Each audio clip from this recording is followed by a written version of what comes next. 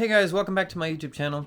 Today, I'm going to be showing you how I actually create and build my reference photos for my paintings.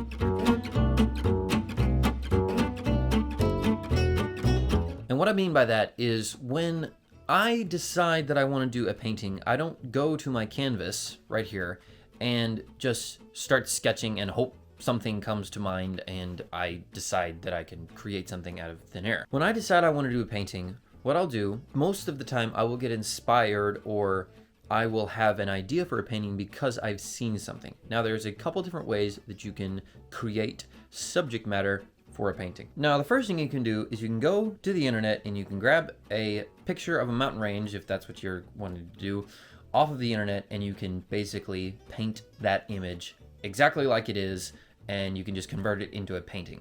Now that is not a very good idea for a couple of reasons. The first reason is it may be the case, don't quote me on this, but you might run into copyright issues if you do that. Especially if it's a famous image and you painted it and then you try to sell it, you're probably gonna run into copyright issues. Or here's the other issue that I have with that. Something that my dad used to tell me a lot when we were doing music is if you take a song and you basically copy the song that someone else wrote, performed, and recorded, and you copy it and you do exactly the same thing, now there's two of that same song, and one of you isn't necessary. The odds are the guy that wrote the song is gonna get the credit for it. Nobody's gonna care about you just copying his song. The reason why he would say that is because he would always try to push me to take something and change it. If I was going to play a song that someone else wrote, make it my own. And that concept can be taken and used in any sort of setting, in any medium, in anything you're doing, especially if you are doing art. Now, there are a couple exceptions to the rules that I was just talking about, and here they are. If someone wants you to paint something, they will give you a reference photo, and if they say,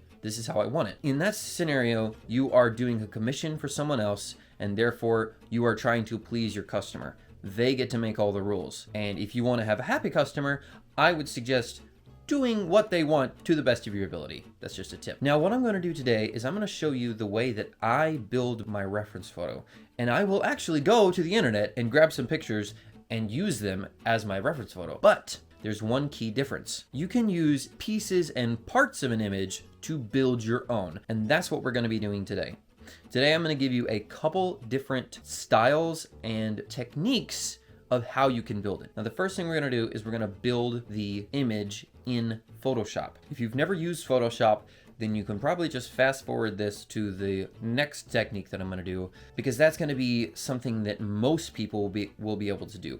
If you don't have access to a computer and you don't have the ability to use Photoshop, then you're probably gonna wanna skip to the next one. But if you do have access to Photoshop, then this one will be right up your alley. So here we go. All right, the first thing you do is you open up Photoshop, and then you go up to File, select Script, and go down to Load File into Stacks. That'll allow you to load multiple files into one program so you can use them at your leisure. Then you're gonna wanna select your photos and bring them into the program. Then you hit OK. Now these are two photos that I selected that I found online that I wanted to combine together to make one photo and one painting. Now, once you get them loaded in, press the Quick Select tool, and you can adjust the size to what you want by enlarging it up at the top.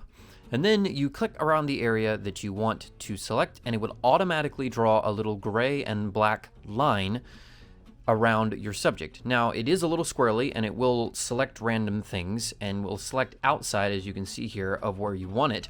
But if you want to erase it, you just hold down the Option key on a Mac and then draw where you want the dotted line to be erased to, and it will automatically do as you're told. It's very obedient. Once you have everything selected to where you want, hit the Make Mask layer. It will automatically cut away everything you don't select, and then go hit the Move tool. Make sure you have the Show Transformation controls, because you cannot scale it without that. Once you have that selected, you can move around and position your images together in the photo wherever you want. Because I'm trying to make him look natural and proportional, I have to adjust his size and move him around. Once you do that, just hit the eraser tool and just go and erase the parts of the image that you don't want, because of course you're not going to have his legs sticking over the side. Once you get that done, that's pretty much it. It's really simple. All right, so now that we're done with that, and you probably at this point realize that I know very little about Photoshop, which is, I guess, could be an encouragement to you if you have just started using Photoshop. And if anybody does know how to use Photoshop, please comment below and tell me how terrible I am. But this one is actually something that most people will be able to do, because most people have a printer and most people will be able to do this simple process. So this is technique number 2. Here we go. All right, so this is the alternative to using the program. If you don't have one of these programs, this is the other thing you can do. So you go over here to the original image, this one right here, bring it up on your desktop, and then you take this, plug it in, and you come over here, turn your printer on. Then you just simply print your image. And that's going to be printing you on an 8x10. And if you want it to be bigger than that, then you just come over here to scale and scale it up to however you, I didn't want to search that. No, I didn't. 100, it's gonna give you bigger. And then let's do 110, it's gonna give you even bigger. And we'll just print, see what happens.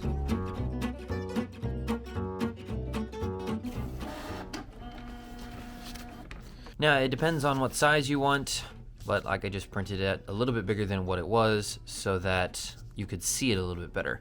And now you go in here and you grab the other image, this one, and you do the same thing. Only this is a little bit more of a kind of, I don't really know how this is gonna turn out sort of thing, because you basically just have to kind of guess. And sometimes you'll have to print it again and again and adjust the size here. But you can kind of get a reference. This little image is giving you a reference of what this particular picture will look like on an 8x10 piece of paper. So if this is how big it is here, you can kind of guess how big it's going to be there. So just kind of judging from what you want, you can kind of adjust it accordingly. So I think I'm going to go down a little bit with that and go to 90. I'm gonna go to 90, and it's a little bit smaller, so you can kind of hold the piece of paper up next to it and kind of be like, okay, that's gonna be what I want. So we're gonna kind of just see what happens. And if it's not perfect, then it's not perfect. All right, so now we got the images together. So now you can look at them, and that actually turned out to be relatively the right size. So now what I'm going to do is I'm going to get a pair of scissors and we're going to cut this guy out and stick him right on top of there. So let's do that. All right, so now what we're going to do is we're going to get ourselves a pair of scissors. And these are actually like really hefty scissors. And what we're going to do is we're going to cut out the portion of this guy, this fisherman that we want, and we're going to stick him right on top of here. So, here we go.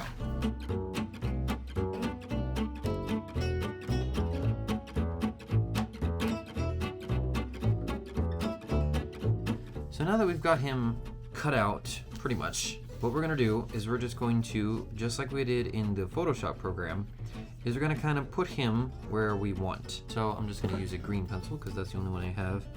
And I'm gonna kind of trace the line here of where we're going to cut out the hands.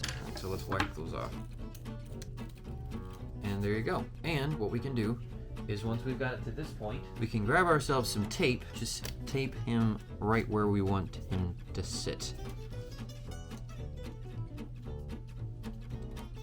Actually, I think I'm gonna want to cut that out a little bit more.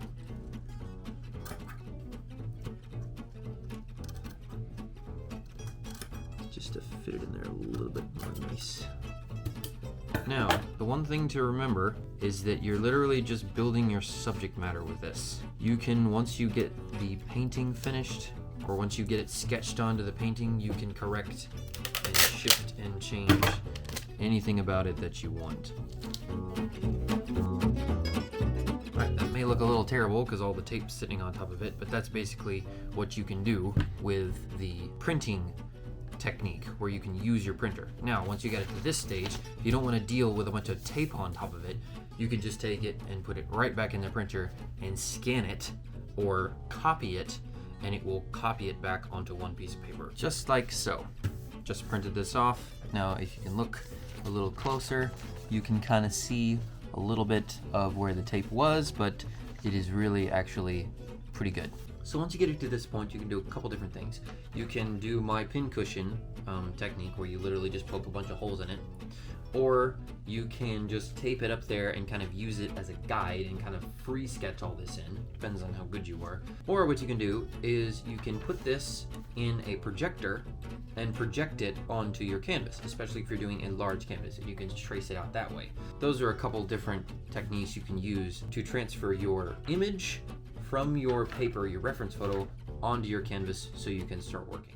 All right, thank you guys for watching. If you enjoyed this video, please like and subscribe. I am almost to 1,000 subscribers, and once I hit that, I will tell you guys why it's so important. Some of you guys may already know, but anyways, thank you for watching. If you would like to follow me on any of my social media accounts, follow me on Instagram and Facebook at Chris Kempter, but on Instagram at Kempter Canvas. I have 3 different accounts on Instagram, but the one I normally post on is my Kempter Canvas account. So if you want to see any of my paintings or anything like that, go to my Kempter Canvas account, hit me up on there, and I may actually reply to your messages if you go over there. I am now starting to post my videos on Rumble. If you guys like that platform more than YouTube, then I will be posting my videos there at Chris Kempter. I think that's the right one. So if you guys want to watch me over there, please go subscribe and do the little Rumble thing. I think that's instead of the like button or whatever. It's like a boxing glove or something. But anyway, go over there, follow me on that one. All right, thank you guys for watching, and as always, peace out.